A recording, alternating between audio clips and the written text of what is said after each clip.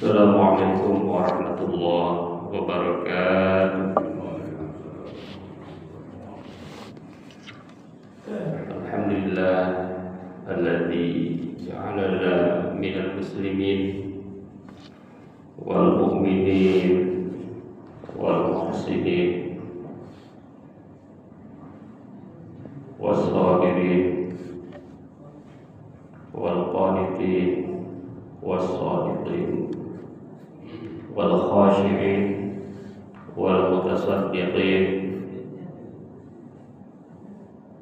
was shaimin wal marzuqin. Asyhadu an la ilaha illallah wahdahu la syarika lah wa asyhadu anna Muhammadan abduhu wa rasuluhu la nabiyya ba'dah. Allahumma shalli ala nabiyyina Muhammadin sallallahu alaihi wasallam wa ala alihi wa ashabihi ajma'in. A'udzu billahi minasy syaithanir rajim. Bismillahirrahmanirrahim. Wa ma min dabbatin fil ardi illa 'ala Allahi rizquha. Shadaqallahul azim. Puji syukur kita panjatkan hanya kepada Allah yang Maha Ghafur, yang telah memberikan nikmat iman dan Islam, yang merupakan nikmat yang paling mewah, istimewa, paling besar, yang tidak bisa diukur dengan materi apapun, tidak bisa dibeli, tidak ada yang jual. Salawat dan salam mudah-mudahan tercurah kepada Nabi kita semua yang paling banyak imannya, yang paling kuat imannya, Nabi besar Muhammad sallallahu alaihi wasallam. Yang saya hormati para pengurus dan pendiri masjid yang luar biasa ini. Menurut saya masjid itu harus seperti ini. Masjid itu harus nyaman, membuat ibadah tenang, termasuk penceramah nggak usah teriak-teriak, soundnya enak gitu ya. Di masjid itu harusnya ini diantara model masjid. Jadi saya itu udah keliling banyak masjid. Ini alhamdulillah Pak Ustaz ketemu satu masjid yang didirikan oleh pendiri yang luar biasa. Di tengah masyarakat yang luar biasa ini masjidnya nyaman, termasuk mungkin toiletnya nyaman ya. Karena ukuran dari satu tempat biasanya toiletnya nyaman ya, itu bagus. Nah, sementara banyak masjid kita masih banyak yang masih banyak yang kurang memperhatikan kenyamanan masjidnya, sehingga jangan salahkan jamaah kalau lebih senang sholat tidak di masjid atau lebih senang mampir di pom bensin, gitu ya. Para bapak, para ibu jamaah kuliah subuh yang berbahagia, sedikit sebelum menyinggung materi, kenapa iman itu begitu mahal? Saya ingin bacakan satu ayat. Innalladzina kafaru wa matu wa hum kuffar la yuqbala min ahadihim mil'ul ardi dhahaba walau iftada bihi lahum adzabun alim wa ma lahum min nasirin. Ayat ini mengatakan orang-orang kafir itu, ketika kafir itu tidak beriman ya. Orang-orang kafir itu walladzina kafaru illal ladzina kafaru wafatuhum, pada mereka meninggal dalam keadaan kafir, la yuqbala, tidak akan pernah diterima. Tuh, orang kafir tidak akan diterima. Jadi passwordnya itu satu, iman memang. La yuqbala, tidak akan diterima, min ahadihim, dari mereka itu, dari salah satu mereka itu, mil'ul ardi dzahaba, sepenuh bumi dalam bentuk emas. Jadi kalau orang tidak beriman, mereka ingin berinfak, mereka ingin bersedekah, mereka ingin memberi, la yuqbala, tidak akan pernah diterima. Meskipun yang mau diberikan itu sepenuh mil'ul ardi dzahaba, sepenuh bumi. Bumi ini penuh dengan apa? Dengan harta yang ingin dia sedekahkan dalam bentuk apa? Dzahaba, dalam bentuk emas. Itu. Jadi bukan dalam bentuk yang murah, emas. Kebetulan lagi agak mahal. Itu ya. Jadi password iman itu memang mahal sekali, tidak bisa diukur. La yuqbala min ahadihim mil'ul ardi dzahaba walau iftada bihi lahum 'adzabun alim wa ma lahum min nasirin.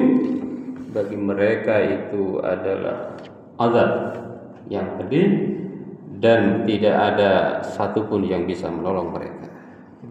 Jadi iman itu, waduh, itu kalau orang terkaya di dunia saat ini yang nggak punya iman nggak ada apa-apanya kok dibanding kita yang beriman.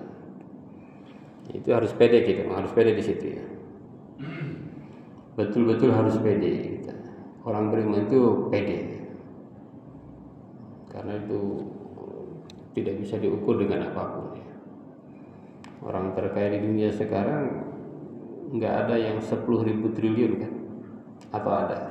Kayaknya belum ada. Kalau di dunia ini ada yang hartanya sampai 20.000 triliun. Mas Sulaiman, Nabi Sulaiman namanya. Nabi Sulaiman itu hartanya sampai 20.000 triliun. Jadi sebanyak apapun harta itu tidak akan Allah terima kalau seandainya tidak memiliki iman. Gitu ya. Gitu. Wa antumul a'launa in kuntum mu'minin wa la tahinu wa la tahzanu, surat Ali Imran. Wa antumul a'launa in kuntum mu'minin. Janganlah kalian merasa rendah, janganlah kalian sedih. Wa antumul a'laun, kalian itu paling tinggi. Wa antumul a'laun in kuntum mu'minin, jika kalian seluruhnya adalah orang-orang yang beriman. Wah, jadi password iman itu luar biasa. Jadi kalau orang yang hadir subuh masa nggak beriman, kan aneh, nggak mungkin. Ciri imannya kuat itu subuh isya tuh ya. Hafizu 'alas sholawati was sholatil wusta. Sholatil wusta itu salat isya dan subuh. Apalagi di masjid, apalagi masih ikut juga kajian.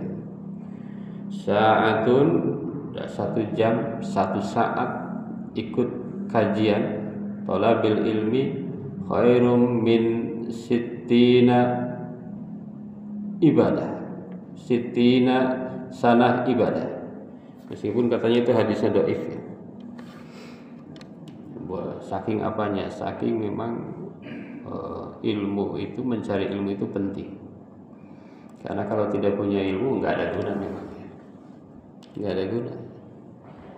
Bapak punya mobil mewah, nggak ada ilmunya, nggak ada guna. Sama kan? Nggak ada guna. Misalnya punya mobil mewah, nggak bisa nyetir, ya nggak ada guna. Untuk apa? Nggak ada yang bisa nyetir, dirinya nggak bisa nyetir. Untuk apa? Iya, untuk apa? Dicoba nyetir langsung nabrak, ya kan? karena tidak pakai ilmu. Jadi ilmu itu apalagi ilmu agama.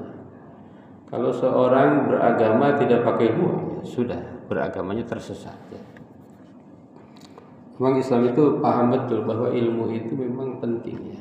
Penting sekali dari segala hal, dari semuanya. Semua harus pakai ilmu. Sholat kalau tidak pakai ilmu ya asal ingat aja. Yang penting ingat, nggak pakai ilmu, ya nggak jadi sholatnya, nggak dapat pahala, dapat dosa iya, pahala tidak ada. Hadirin jamaah kuliah subuh yang dimuliakan Allah, saya sebetulnya ingin menyampaikan pilar rezeki yang berkah menurut Al-Quran dan Sunnah. Pilar rezeki yang berkah menurut Al-Quran dan Sunnah. Yang ini saya sampaikan yang pertama adalah apa itu rezeki, ya. Rezeki dulu kita harus tahu apa itu rezeki. Rezeki itu menurut bahasa itu adalah umumnya dimaknai pemberian. Di pemberian atau perolehan itu adalah rezeki, ya. Jadi kalau kita mendapat sesuatu pemberian, rezeki. Mendapat sesuatu keuntungan, itu rezeki. Dalam Al-Quran itu kata rezeki itu diungkapkan kurang lebih 123 kali. Banyak di Quran itu 123 kali. Di kata-kata lain kadang-kadang nggak sebanyak itu. Misalnya kata haji itu nggak sebanyak itu, sedikit. Haji itu sedikit. Apalagi kurban sebentar lagi itu sebetulnya sedikit. Tapi bukan berarti sedikit itu tidak penting. Kadang-kadang ada yang menafsirkan kalau banyak itu pasti penting. Kalau ini banyak itu pasti penting. Kenapa Al-Quran mengungkapkan kata rezeki 123 kali? Maka itu karena penting. Karena penting. Rezeki itu penting. Kalau kita tidak ada rezeki, sulit untuk beribadah dengan khusyuk, dengan baik, ya. Di dalam Al-Quran itu makna rezeki itu ternyata banyak. Di antaranya adalah yang pertama adalah maknanya pemberian. Wa mimma razaqnahum yunfiqun. Dari apa yang kami rizkikan kepada mereka, mereka berinfak. Ya, rezeki di situ artinya pemberian Allah. Jadi kalau kita ini kaya, maka itu adalah pemberian Allah. Bukan kehebatan kita, bukan. Sangat bukan. Kalau rezeki itu karena kepintaran, maka orang pintar pasti banyak uangnya. Ternyata enggak. Kalau rezeki itu karena capek, maka kuli mungkin paling kaya. Begitu, ya. Jadi rezeki itu adalah pemberian Allah. Atau ayat lain, anfiqu mimma razaqnakum. Berinfaklah dari apa yang telah kami rezekikan, kami berikan. Jadi artinya berikan. Ada dalam surat Al-Baqarah, ya ayyuhalladzina amanu anfiqu mimma razaqnakum min qabli ayyati yaumul la bay'un fihi wala khullatu wala syafa'ah wal kafirun humuz zalimun. Wahai orang-orang yang beriman, berinfaklah dari rizki yang aku berikan, dari sebagian kecil yang aku berikan. Al-Quran bilang sebagian kecil. Kalau zakat berapa persen? Zakat itu 2,5, ya. Gedean pajak, ya. Pajak berapa? Lumayan gede, ya. Kalau pegawai negeri itu golongan 3 5%. Kalau golongan 4 itu 15%. Gitu, ya. Ada sekarang ada 11% PPh dan lain sebagainya ya. Ada pajak rumah mahalnya. Nah, ini rizki. Suruh infak dari rizki. Rizki itu artinya pemberian Allah. Tapi kadang-kadang matematika kita lemah di pembagian. Kalau pengalian itu pintar, tapi giliran pembagian susah. Yang kedua, rizki di dalam Quran itu ada yang bermakna makanan. Kullama ruziqu minha min thamarati rizqa. Ketika mereka diberi rizki darinya min thamarati rizqa, dari buah-buahan sebagai rizqa. Rizqa itu artinya makanan, sebagai makanan. Kullama ruziqu minha min thamarati rizqa. Qalu hadzal ladzi ruziqna min qabl. Mereka berkata, ini adalah sesuatu yang dirizkikan kepada kami sebelumnya. Dirizkikan itu belum untuk makanan. Yang ketiga, rizki itu artinya dalam Quran al-matar, artinya hujan. Wa fis samai rizqukum wa ma tu'adun. Di dalam langit itu ada rizki kalian, ada hujan. Yang keempat, makna rizki itu ada nafkah. Nafkah. Di dalam Quran itu ada kata rizki yang artinya nafkah. Wa 'alal mauludi lahu rizquhunna wa kiswatuhunna. Bagi anak kita itu ada rizki. Ada rizki mereka. Rizki artinya nafkah. Harus kita nafkahi. Ada yang artinya rizki itu pahala. Tuh, rizki itu pahala. Bal ahya'un inda rabbihim yurzaqun. Ini ketika berbicara orang yang mati dalam keadaan syahid. Mereka itu tidaklah mati, bal ahya'un inda rabbihim yurzaqun. Ada rizki juga dimaknai surga. Wa rizqu rabbika khairu wa abqa.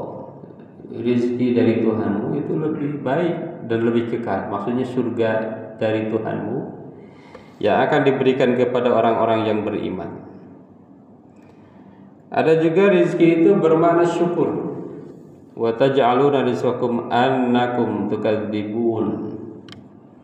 Rizki itu diantaranya syukur. Jadi orang yang bisa bersyukur itu sebetulnya dapat rizki.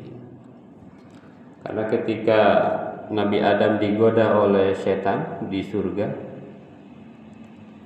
ya kan, agar memakan buah khuldi. Setan itu janjinya satu, wala tajidu aktsarahum syakirin. Kamu tidak akan menemukan kebanyakan manusia itu bersyukur. Jadi setan itu berjanji manusia itu tidak akan bersyukur. Gitu ya. Jadi bersyukur juga adalah rezeki. Dan yang terakhir dalam Quran, rezeki itu maknanya adalah al-fakihah, buah-buahan. Rezeki juga. Jadi ternyata rezeki itu banyak ya. Termasuk kesehatan, itu rezeki, keimanan juga adalah rezeki.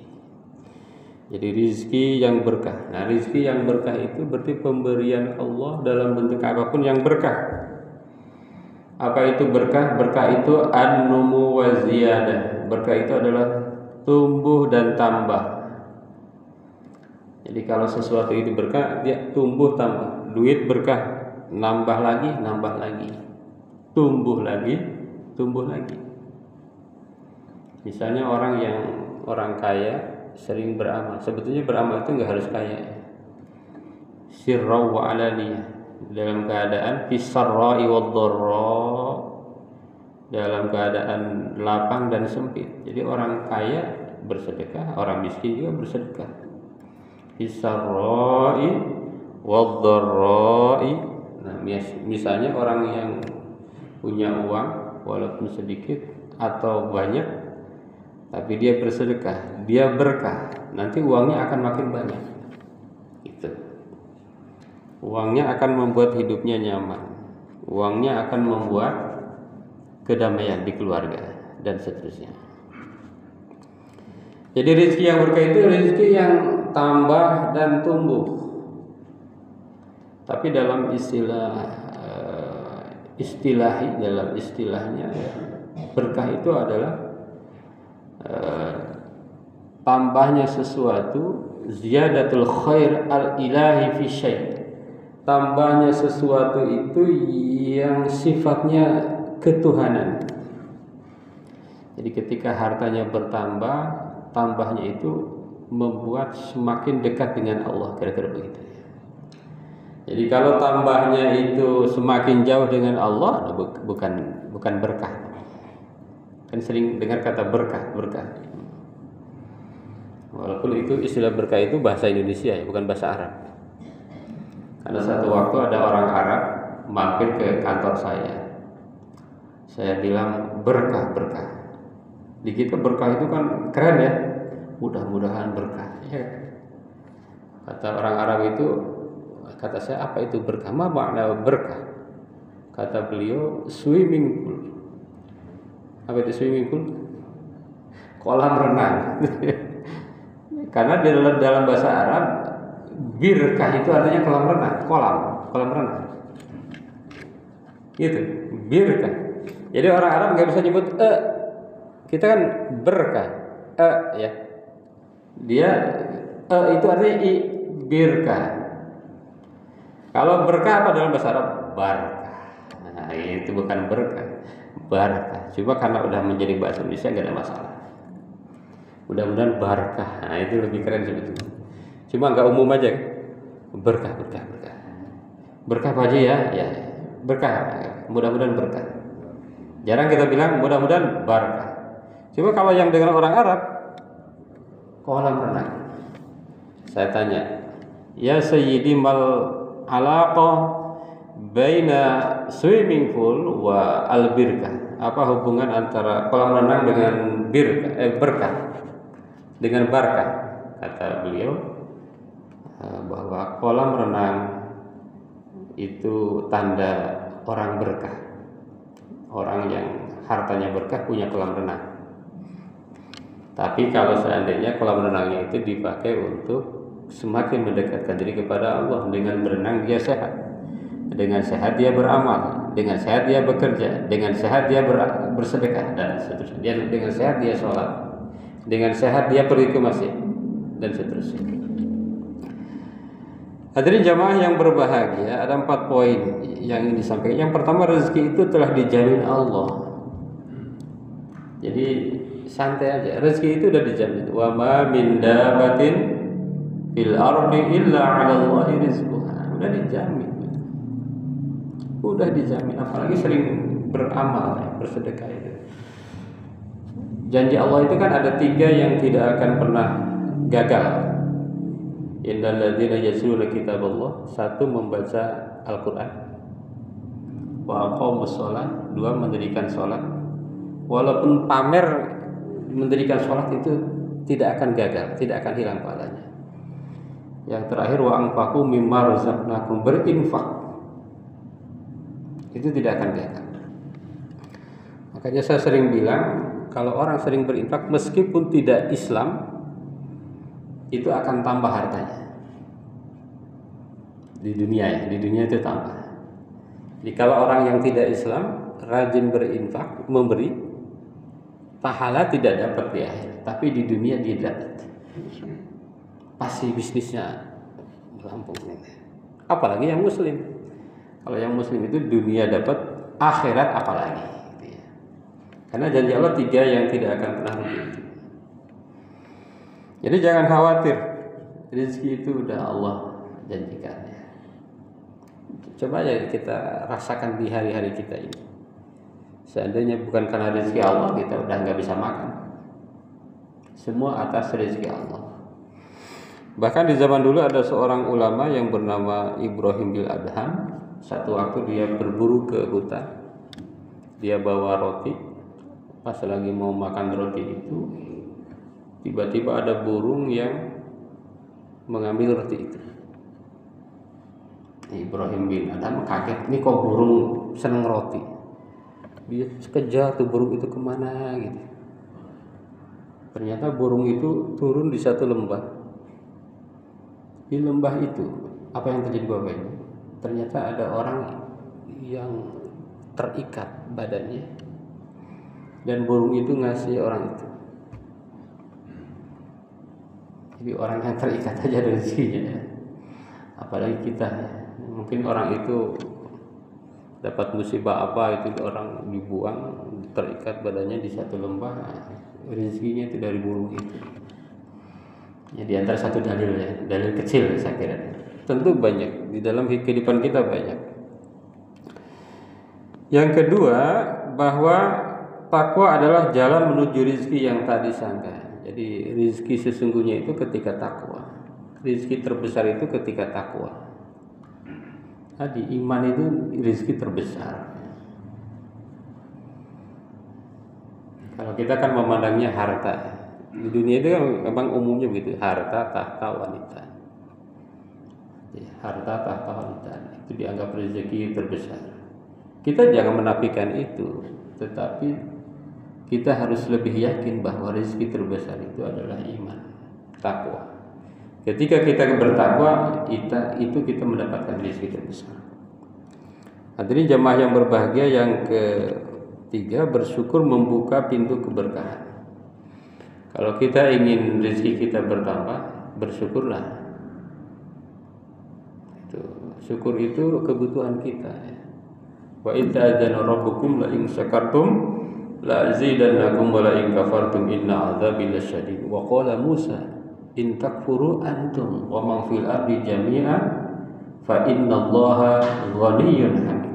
Kata Musa, seandainya seluruh manusia di dunia ini tidak ada yang bersyukur,